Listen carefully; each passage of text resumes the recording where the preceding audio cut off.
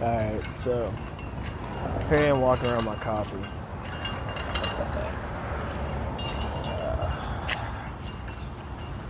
Yes, so came clean with Demon Girl. I might as well come clean with the world. I'm the bad guy. The bad guy can do anything, even the right thing that no one else wants to do.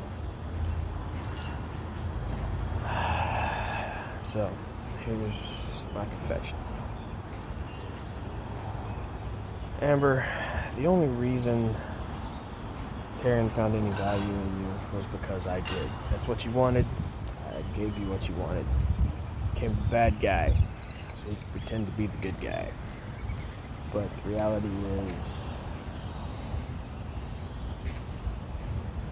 I'm sorry for hurting you, scaring you. You're the least of this. Taryn, you're a little bitch. I know you're a little bitch. And you can claim all this gang shit, but you wrote a statement. That statement is published and never back down. Alright, so check this out. I came clean with the world, never back down. I put everything out there. I am a fucking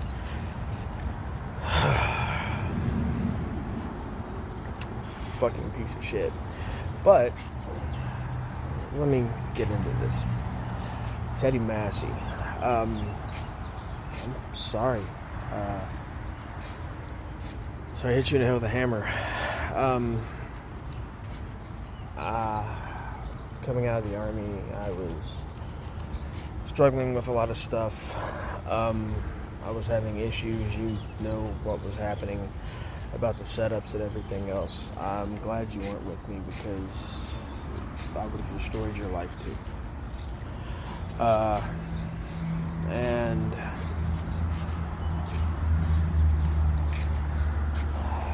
I don't know why I hit you in the head with a hammer. It's fucking goddamn instinct. Your dad always said I never had a killer instinct, but he never realized how much it was there. I just never really showed it. I was always at conflict with the idea that I was generally a nice guy. And the problem is you bottle up all that killer instinct with everything else, compartmentalize it, cut it off. Same thing I explained with Demon Girl. I love you, man. You're my little brother. Not just as paper ninjas, but here's the deal.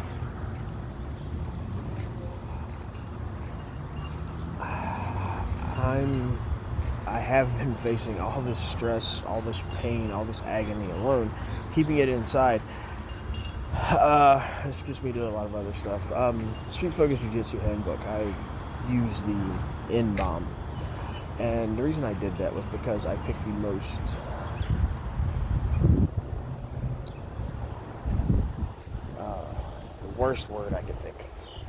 And I wanted to explain how certain white people use that word as a way to set black people up, to get them to have an emotional response and then use their emotions against them, to hurt them. From my experience, black people and white people are not the same people. We're all human, but our cultures, our mindsets are different. A lot of black people tend to be more emotional, and they face a lot of stressors in life from police harassment and stuff like that. Look, I'm a poster boy for the right. I'm white, I'm Christian, I'm conservative. I'm a veteran, and look at what I went through. If this is happening to me, it's got to be happening to them. If this is happening to me, it's got to be happening to other people. If this has happened to me, this is why I put all this stuff out there. This is why I put all the evidence out there. Because I'm showing it's happening to me. And if it's happening to me, this isn't a white or a black problem. This is an American problem, and we need to come together as Americans to fix it. That's why when you sent me to prison, I worked this whole thing out wrapped around religion. I don't care if you're Jewish or Christian or Muslim. According to the Bible, and I am a scripturalist, I don't hold on to any denomination. All Christians are Jews by adoption. So the Jews are our brothers and sisters because we are adopted into the family of God. we didn't know about God. They did, so God is harder upon them than he is upon us. But they still receive all these blessings as the descendants of Abraham. And so it puts you in this situation where they knew of God. They had the law to follow. And then Jesus came and he taught them that the law had a spiritual component. And as the Old Testament Jewish prophets have said, the Messiah, I forget the Jewish word for it, Melchizedek or something like that, from the Tanakh, he would be a light unto the Gentiles, and he has. But the Gentiles have mixed it in with paganism, and all of us Christians need to return to the Jewish law and the Jewish tradition. We need to give up Sunday as our Sabbath day because it was something created by the Pope and not by God. The actual day of the Sabbath is Saturday. And we should be celebrating Passover and these other things with the Jews if we are truly Christians and truly God's people. How I got the Muslims involved was, this whole thing with Showtime and Shy. I even mentioned this on the old Ghost of Ron Collins stuff, that I put this whole thing up and I put my head on a chopping block and I said, I will submit to your laws up at Fort Dix. And they said, well, how do you feel about this? And I was like, look, there's, only one God. And as a scripturalist, I believe that Christians are Jews and by adoption, and therefore that as Jews by adoption, Jewish law stands. So, eye for an eye, tooth for a tooth. If and to understand this, it's not that it's a command to take an eye or take a tooth from someone. Is if you cannot forgive them, it is a call to restrict your vengeance to only what they did to you. If they took an eye, you don't take both eyes. You take only one. If they knock a tooth out, you only knock out one tooth. If the entire thing comes down to it comes down to the maximum penalty of the law does not have to be. Jesus even said that, and the Muslims at least recognize him as a prophet. The prophet Yeshua said that there is no law against forgiveness. So I put my head on a chopping block and I accepted their judgment in accordance with Jewish law, or their understanding of Jewish law.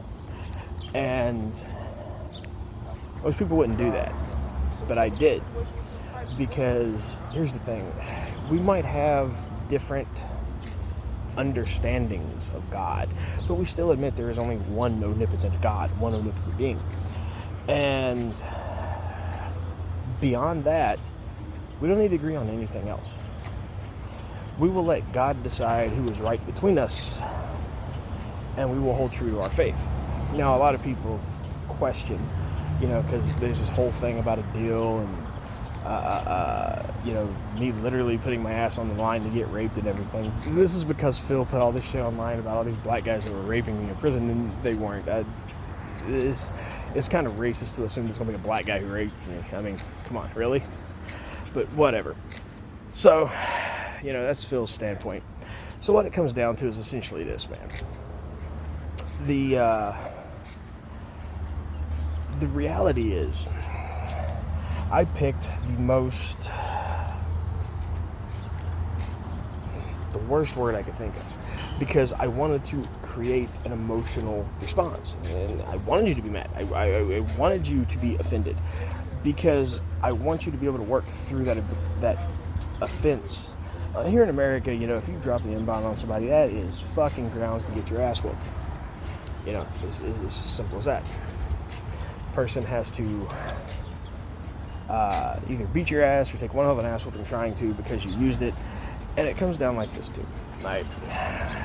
Malcolm X, yes, once again, Ron quotes Malcolm X, said that we have to, or Malcolm Shabazz if you like, says that we have to take everything that's been swept under the rug and pull it out, set it on the table, and pick through it, and not be afraid to offend each other. I teach this thing called emotional override conditioning.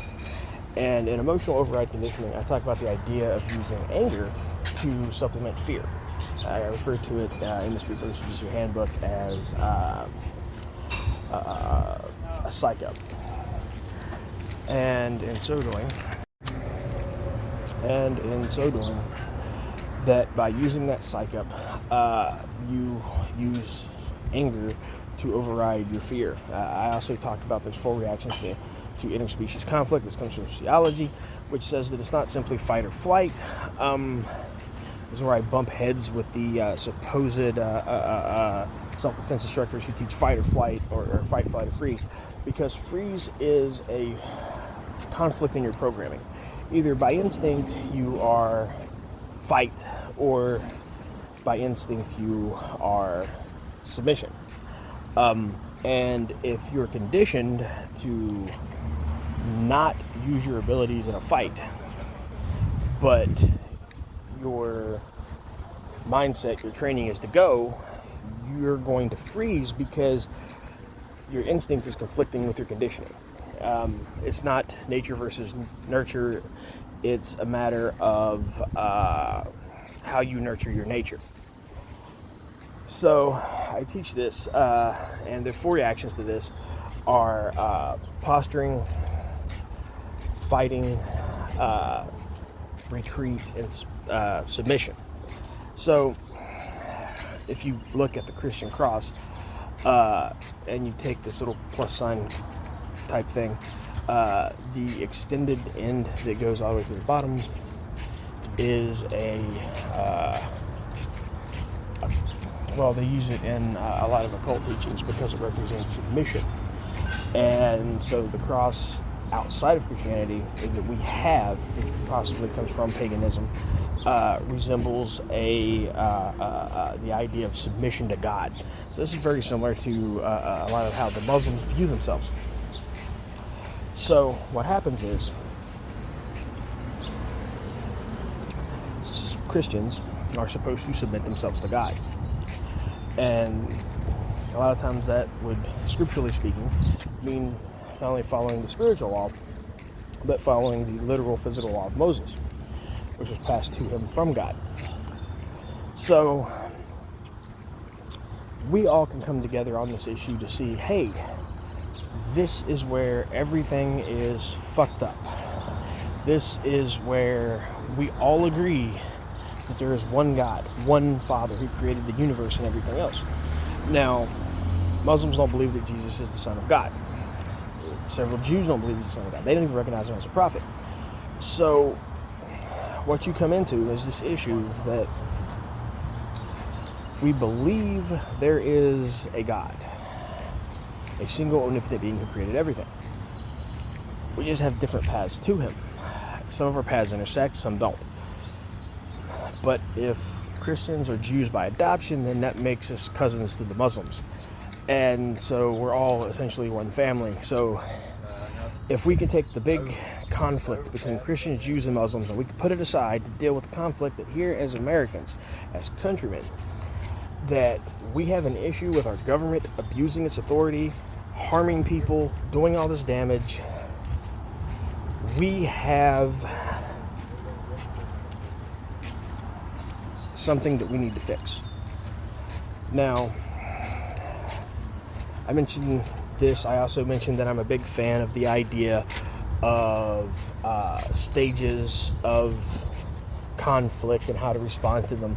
I'm a big believer that whoever gets there the first with the most fastest wins.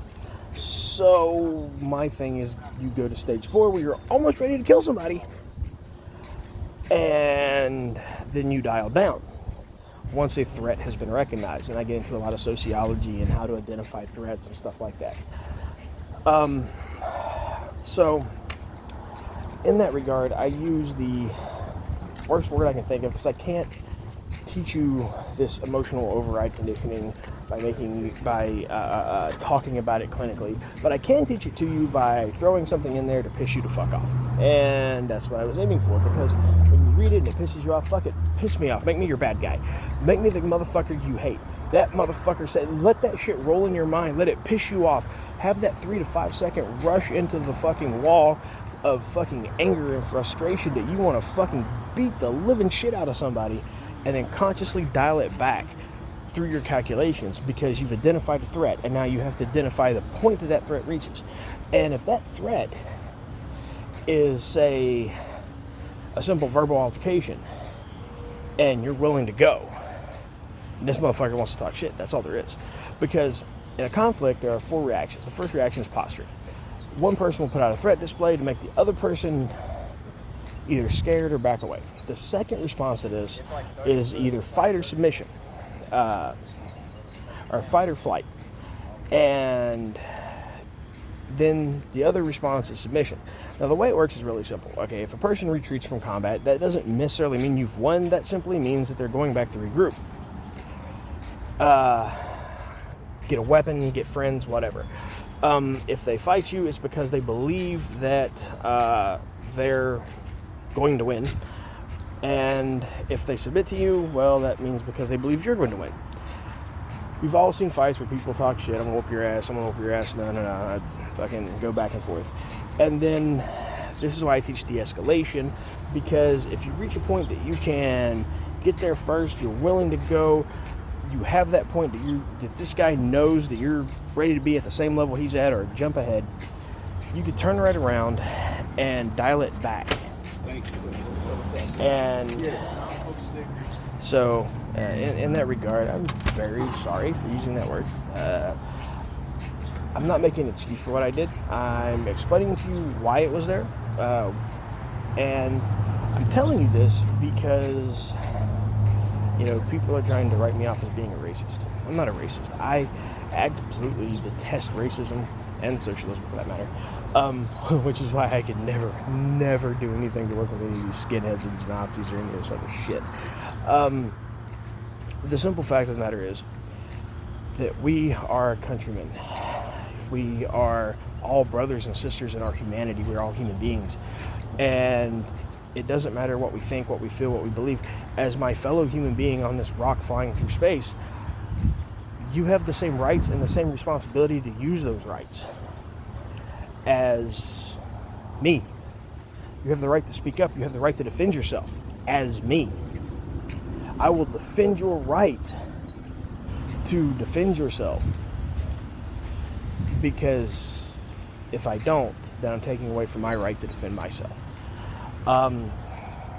This is what it comes down to. You have people who are subversive within our country trying to break our country apart. And right now we need to come together. So I'm putting everything out there for the whole world to see. I'm showing everyone how all of this goes. Because here's the deal. I have a lot of apologies to make. All right, Teddy never had a knife. His animal instinct. If you wouldn't have done that fucking goddamn old school karate high block, my wrist would have turned. I was pulling back on the hammer. I grabbed it, didn't even think about it.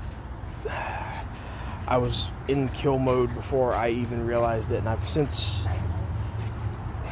You've actually were the catalyst in helping me to calm down and let go of a lot of that anger and bottle up a lot more, because I don't ever want to hurt anyone I cared about the way I hurt you.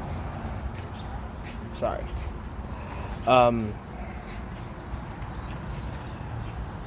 Sorry for dropping the N-bomb in a book to try to convince people to, or I don't know, fuck it, I'm just sorry. I'm not going to make an excuse.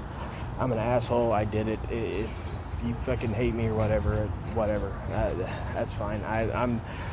But you need to understand that this isn't about me. This is about all of us. This is why I put all this fucking shit on here from Burger and everything else. This is why there's videos up of the stuff that I can show you.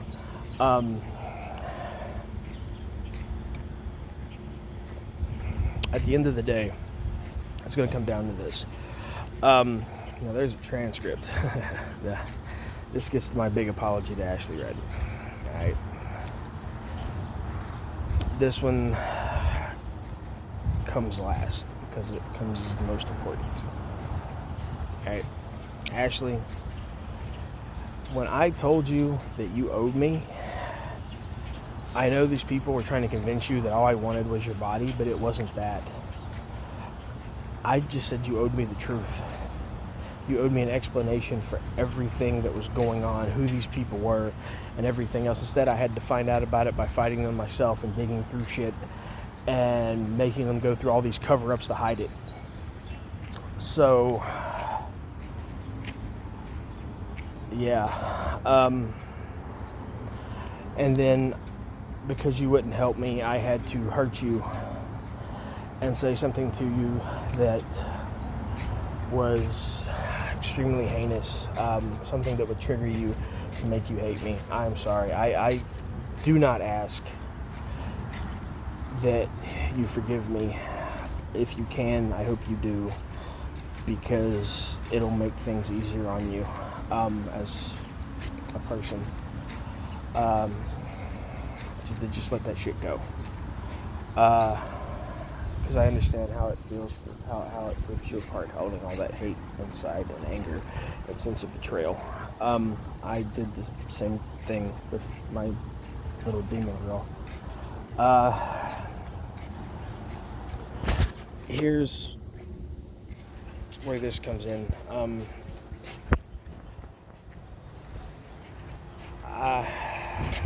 I've been fighting for so long, I don't know how not to fight. And so, I don't know what else to do. I do, however, want you to enjoy your life, find whatever peace and freedom you can find in it. I'm sorry for all the shit that I put you through. And I just want you to know that I remember teaching you how to drive in the Crossroads Mall parking lot.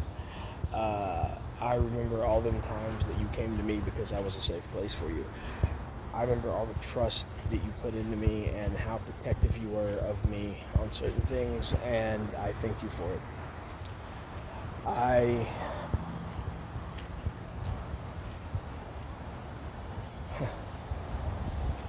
I'm going to say this, it's going to be taken the wrong way, but because it's not meant in a sexual or romantic way, but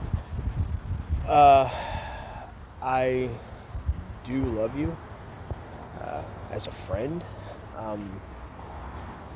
You're a very good person and one of the few good people I've actually met in my life, and like always it seems like I'm toxic and that I've poisoned your life, even though, you know, shit just was what it was.